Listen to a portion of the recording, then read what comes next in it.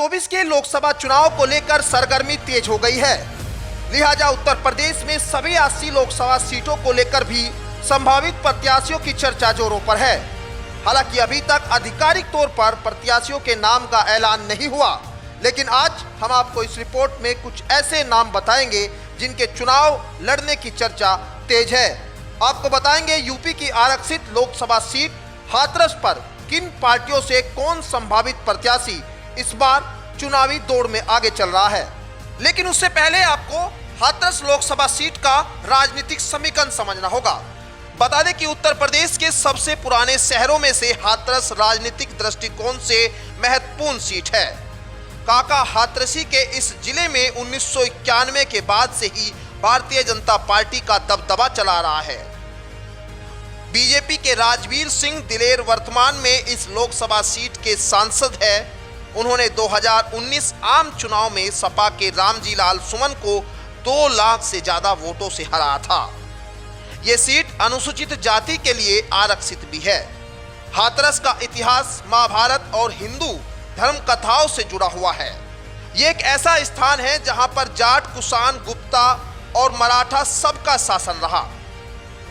पश्चिमी उत्तर प्रदेश की जरूरी लोकसभा सीटों में से एक हाथरस मुस्लिम जाट वोटरों के प्रभाव वाली सीट मानी जाती है। यही कारण रहा कि बीजेपी आरएलडी को यहां लगातार जीत मिलती रही। हाथरस सीट पर मुस्लिम जाट का समीकरण हावी रहता है, जिस वजह से मायावती की बहुजन समाज पार्टी भी इस सीट पर प्रबल दावेदारी रखती है। साल 2014 में यहां पर बीजेपी के राजेश दिवाकर ने बसपा के मनोज कुमार को 3,26,386 वोटों से हराया था। बसपा दूसरे नंबर पर व सपा तीसरे नंबर पर रही। वहीं आरएलडी चौथे और आम आदमी पार्टी 5वें नंबर पर रही थी। बीजेपी और बीएसपी के बीच मात्र 31.11% वोटों का अंतर था। बता दें कि हाथरस सीट पर 1962 में पहली बार लोकसभा चुनाव हुए, जिसमें कांग्रेस पार्टी ने जबरदस्त जीत दर्ज की थी। उसके बाद 1967 और 1971 में भी कांग्रेस ने परचम लहराया। 1977 में चली सत्ता विरोधी लहर में भारतीय लोकदल ने जीत दर्ज की और 1984 में कांग्रेस ने फिर वापसी की। 1989 में यह सीट जनता दल के खाते में चली गई। 1991 में आई राम लहर से ही ये सीट भारतीय जनता पार्टी का गढ़ रही है। 1991, 1996, 1998, 1999 और 2004 में यहाँ बीजेपी ने एक तरफा जीत दर्ज की थी। आपको बता दें, बीजेपी के कृष्णलाल दिलेर 1996-2004 तक सांसद रहे। कृष्णलाल दिलेर हाथरस के वर्तमान सांसद राजवीर सिंह दिलेर के पिता है। 2009 में यहां राष्ट्रीय लोकदल के उम्मीदवार ने जीत दर्ज की थी। तब रालोद बीजेपी का गठबंधन था और 2014 में तो बीजेपी के राजेश कुमार दिवाकर ने यहां से प्रचंड जीत दर्ज की थी। 2019 में बीजेपी के राजवीर सिंह दिलेर ने जीत दर्ज की थी।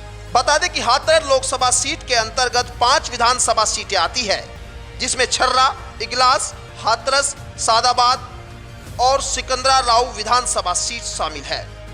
छर्रा इगलास अलीगढ़ जिले से और हाथरस सादाबाद सिकंदराबाद हाथरस जिले से है।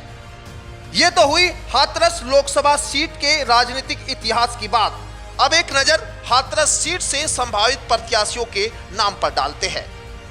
बता दें कि बीजेपी की ओर से इस सीट पर कई नाम को लेकर चर्चा तेज है, लेकिन जो मुख्य 3 नाम सामने आए हैं उसमें राजवीर सिंह दिलेर मौजूदा सांसद का नाम सबसे ज्यादा चर्चाओं में है। उम्मीद की जा रही है कि बीजेपी इस बार भी इनको टिकट देकर उम्मीदवार बना सकती है। वहीं बीजेपी की ओर से अंजना सिंह माहौर व मुकेश आर्य बंधु के नाम को लेकर भी चर्चा तेज है। बता दें कि इस सीट पर गठबंधन की ओर से सपा, रालोद, कांग्रेस के संयुक्त प्रत्याशी के नाम को लेकर अभी कई नाम चर्चाओं में हैं, जिसमें सपा की ओर से रामजी लाल सुमन व स्वराज सिंह और रालोद की ओर से डॉक्टर वीरेंद्र सिंह धनगर का नाम चर्चाओं में है। वहीं प्रीति धनगर, बीरपाल दिवाकर के नाम की भी चर्चा रालोद की ओर से की जा रही है।